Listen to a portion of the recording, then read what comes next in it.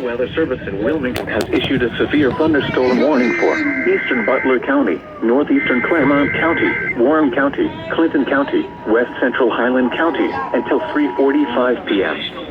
At 2:44 p.m., a severe thunderstorm was located over 4 bridges, moving east at 30 miles an hour. Hazard, 60 miles an hour wind gusts.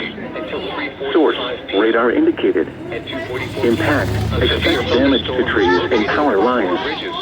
Locations impacted include Middletown, Fairfield, Mason, Lebanon, Springboro, Sharonville, Wilmington, Monroe, Loveland, Trenton, Franklin, Springdale, Carlisle, Lancaster, South Middletown, Westchester, Waynesville, Joplina, Morrow, and Hunter. This includes the following interstates: I-71 in Ohio between mile markers 20 and 56. I-75 in Ohio between mile markers 18 and 40. Morrow and Hunter.